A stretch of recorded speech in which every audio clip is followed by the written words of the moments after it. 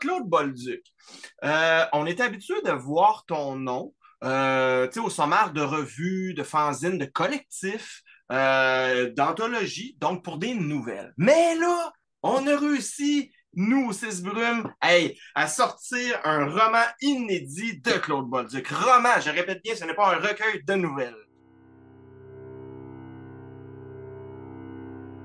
Tu sais, des fois, moi, quand je commence une histoire, j'ai pas de plan, je sais pas trop où je m'en vais. Et puis, dans l'ensemenceur, on dirait que ça s'est développé rapidement, puis qu'il y avait plus de stock que je pensais, peut-être parce que j'avais plus de personnages que dans une nouvelle.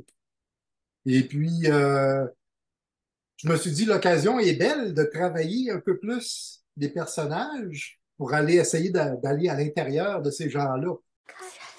Je me suis fait un petit immeuble, comme on voit des fois, avec 6 appartements.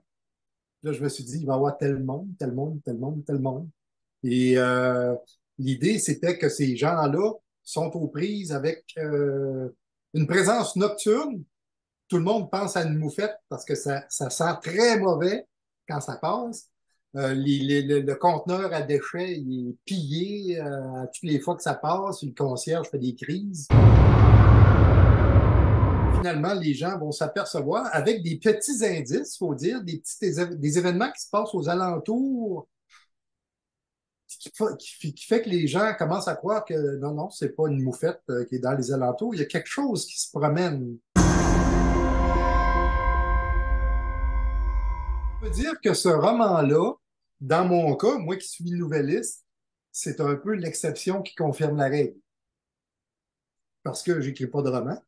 Je n'ai écrit un, mais c'était en collaboration avec Serena, Mhm. qui est paru en Europe. Et puis les autres, c'est des trucs pour la jeunesse, alors c'est pas la même chose du tout. Donc, on peut dire que c'est vraiment mon premier roman pour le public adulte, même s'il y a quelques novellas qui étaient presque des romans, mais qui n'en sont pas tout à fait. On vivait dans une grande maison à l'époque et la télévision était dans le sous-sol. Puis moi, quand je regardais mes films de monstres, je restais pas tout seul en bas parce que c'était pas mal épeurant.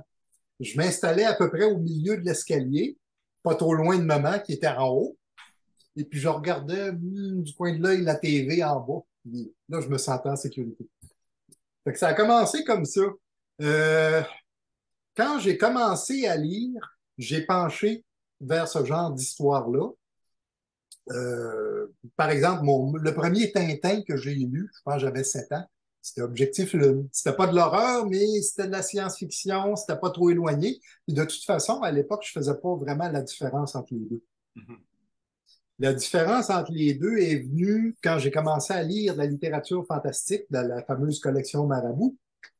J'achetais indifféremment science-fiction ou fantastique parce que c'était les pochettes, moi qui me. Tu sais, quand tu as 12 ans, 13 ans, les pochettes, les couvertures me fascinaient. C'est à la longue que je me suis aperçu qu'il y en a que j'aimais mieux que d'autres. Ah, puis c'était écrit fantastique sur le livre. Alors ça m'a guidé, là. J'ai été parti pour le restant de mes jours avec ça. Cette collection-là, puis plus tard, j'en ai découvert d'autres, des choses plus américaines, parce que Marabout, c'était souvent des auteurs belges et quelques grands classiques. Là. Bon, Dracula, j'ai lu ça là-dedans, Frankenstein aussi. Puis plus tard, j'ai découvert les anglo-saxons, dont Robert Bloch, qui était une de mes grandes influences avec Genré. Je viens de ça, moi, de ces histoires-là. Puis j'ai commencé à écrire pas mal plus tard. J'ai fait des tentatives vers 12, donc 13, 14 ans. J'avais un chum qui habitait, moi j'étais plus sur la côte de Beaupré, j'étais à Beauport à ce moment-là. J'avais un chum qui était sur l'île d'Orléans, Denis Laure, il y a bien des gens qui le connaissent, on le voit un peu partout. Et puis on faisait chacun notre journal qui parlait de nouvelles de l'univers des monstres. Mhm. Alors moi j'avais le Civic Monsters, alors j'avais toutes sortes de nouvelles que j'inventais. Là, Frankenstein a fait telle chose, Dracula a fait telle chose, le loup-garou n'était pas content. Ça, c'était mes tentatives vers 13, 14 ans. Et parce que la vraie littérature, c'est venu pas mal plus tard. Hein. J'ai commencé seulement quand j'ai déménagé en Outaouais. J'avais 25, 26 ans, 27 ans. Parce qu'un copain d'univers, j'étais déménagé pour retourner aux études. Et à l'université, j'avais un copain qui avait un chum qui s'occupait d'une revue de science-fiction, imagine-toi donc. Ah ben, ah ben. Il nous a mis en contact. C'était Guy Sirois qui collaborait à Solaris à l'époque comme il écrivait des articles, des critiques, on a même fait de la relecture d'épreuves ensemble. Hmm. Alors là, c'est là que tout s'est déclenché, que j'ai découvert qu'il existait des revues de ça au Québec, qu'il existait des auteurs de ça au Québec, et des fanzines. Mon Dieu, que c'est ça, des fanzines? Ben là, je l'ai su. Et quand j'en ai trouvé, là, je peux te dire que j'ai plongé bien comme faux dedans. J'ai publié beaucoup. Bon ou pas bon, moi, je publiais. Et, ça s'est enchaîné. À un moment donné, j'ai risqué du côté de la revue Solaris. J'ai été reçu avec une brique et un fanal les premiers temps parce que c'était pas terrible hein, ce que je faisais. C'était surtout des jokes avec des événements surnaturels.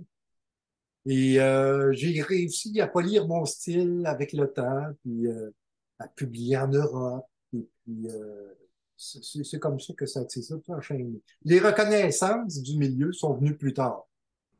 À la fin des années 90, là, on a commencé à dire oh, oh, pas pire, pas pire. La plus grande épouvante que tu peux vivre, elle n'est pas dans un livre, elle est dans ta tête. Fait que l'écrivain, d'après moi, il devrait toujours essayer d'aller dans ta tête, titiller ce qui va être sensible.